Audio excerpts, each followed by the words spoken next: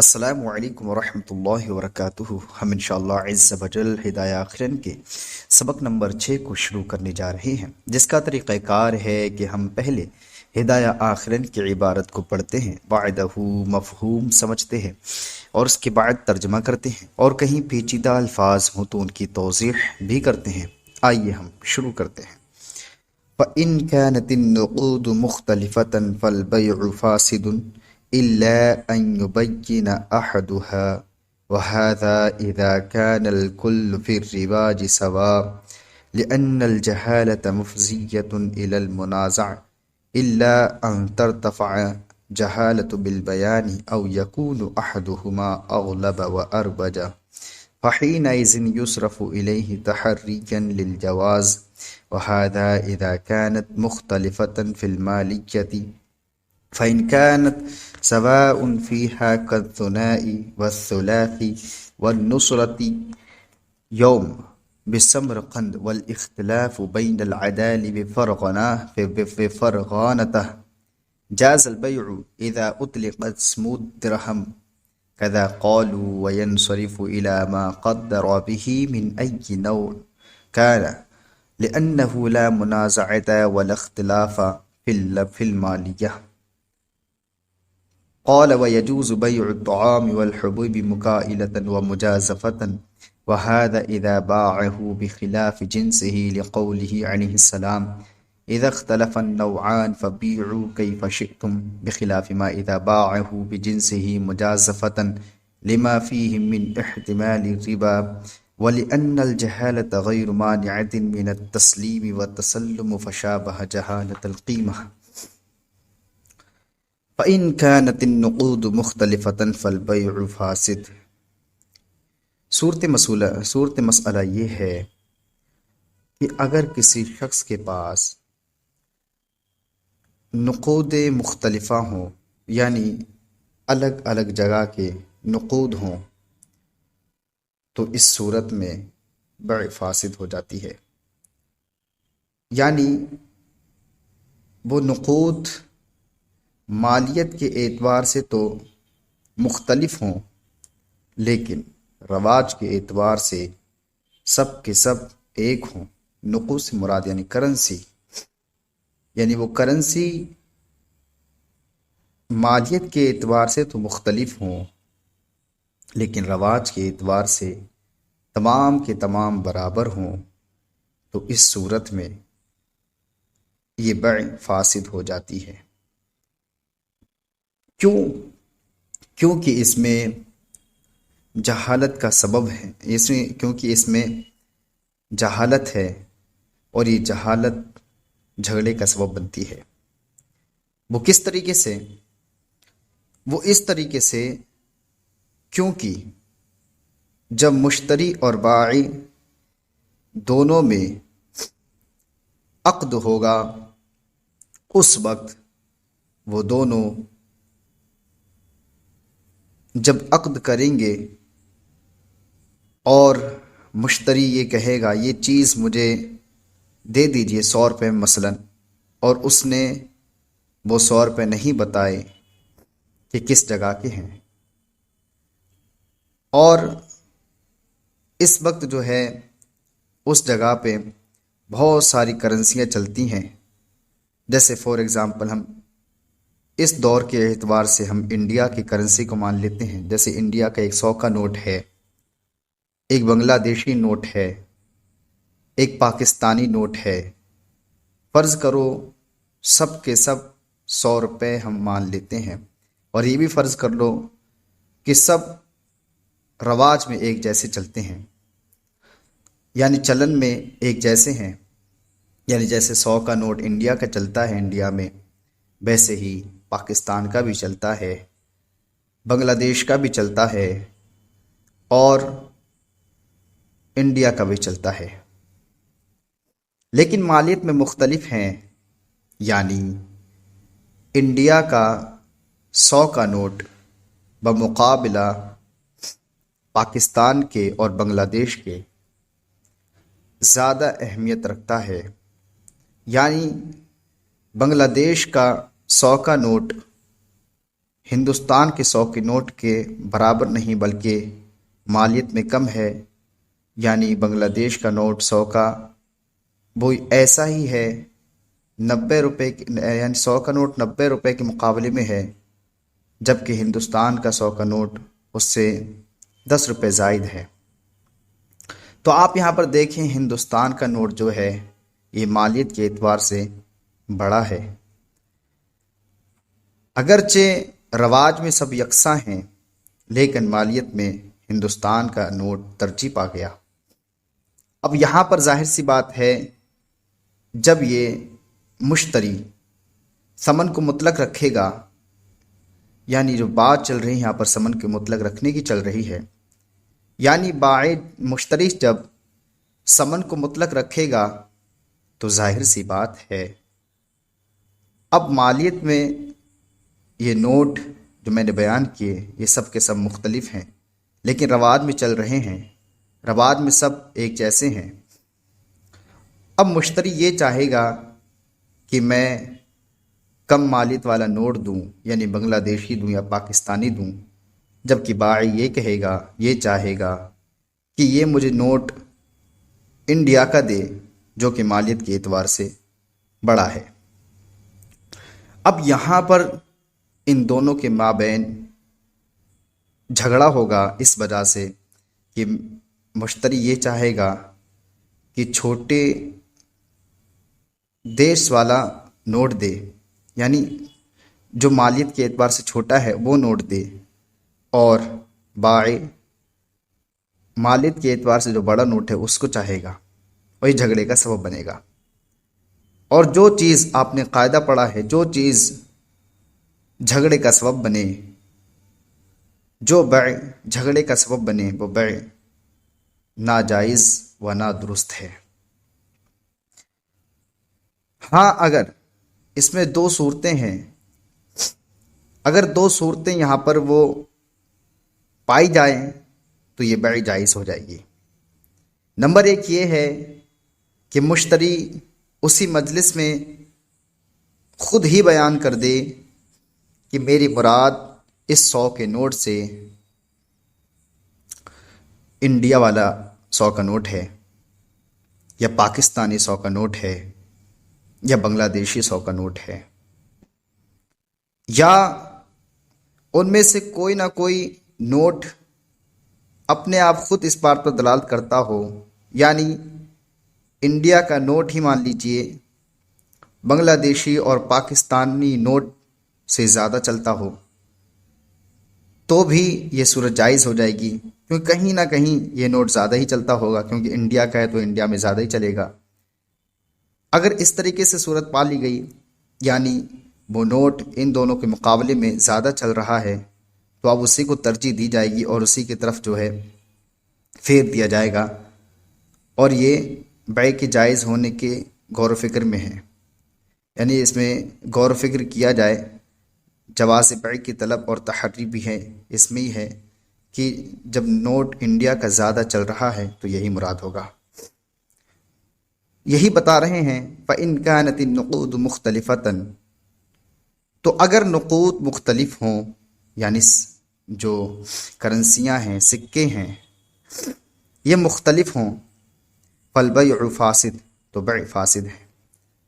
اور میں نے آپ کو بتا دیا یہ مختلف کس اعتبار سے ہوں، مالیت کے اعتبار سے، مگر یہ رواج میں سب ایک جیسے ہوں، آگے ان کو خود بیان کریں گے وہ۔ إِلَّا أَن يُبَيِّنَ أَحَدُهَا، مگر یہ کہ ان میں سے کسی ایک کو بیان کر دیا جائے، یعنی انڈیا کا ہے فور ایگزامپل، یا پاکستان کا ہے، یا بنگلہ دیشی ہے۔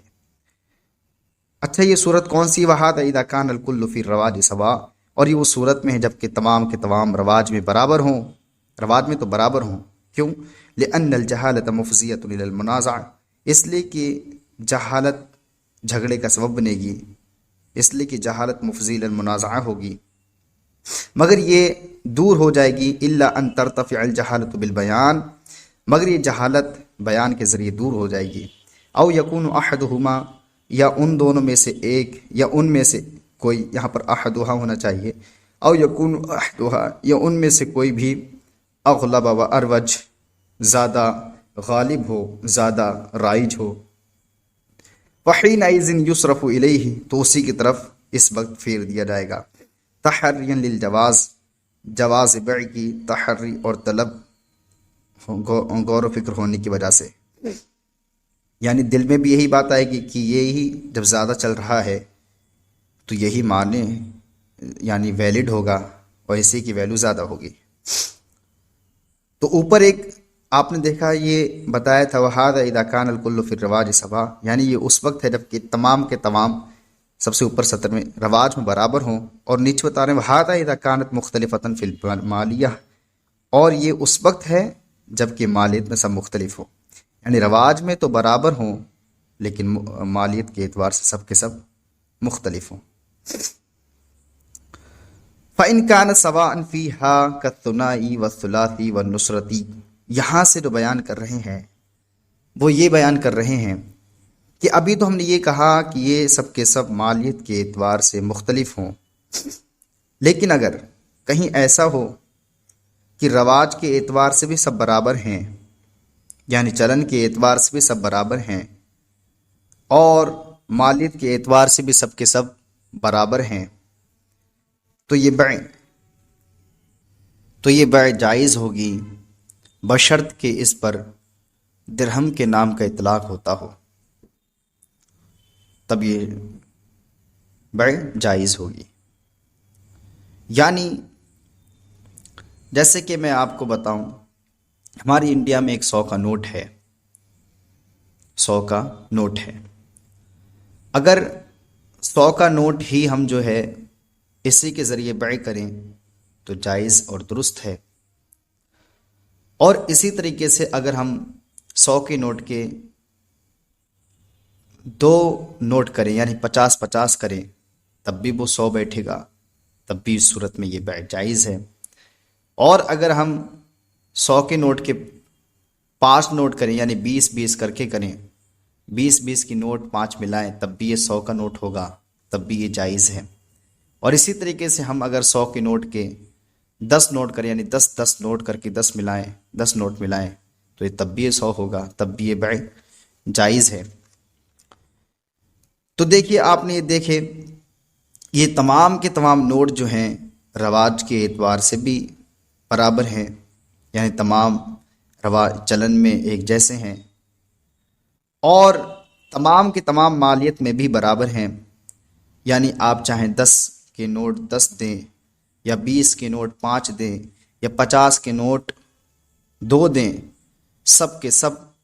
جا کر کے 100 ہی بنیں گے. تو یہ صورت میں بیع جائز ہے کیونکہ تمام کے تمام مالیت میں برابر ہو گئے. اسی طریقے سے انہوں نے کتاب میں ایک صورت کو بیان کیا ہے کہ اگر مالیت میں سب برابر ہوں تو بیع جائز ہے. انہوں نے بیان کیا ہے جیسے سنائی ہے، ثلاثی ہے، نصرتی ہے. یہ بہت پہلے کے دور کی بات ہے، پہلے سنائی چلتے تھے، ثلاثی چلتے تھے، نصرتی چلتے تھے. کہاں پر؟ سمرقند میں. سمرقند ایک جگہ کا نام ہے، وہاں پر یہ سب چیزیں چلتی تھیں. تو یہ سنائی، ثلاثی اور جو نصرتی ہے،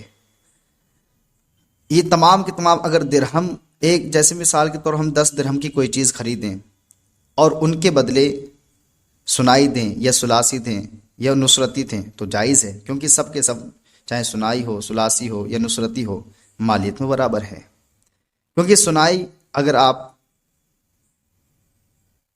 20 سنائی دیں گے تو یہ 10 درہم کے برابر ہوں گے.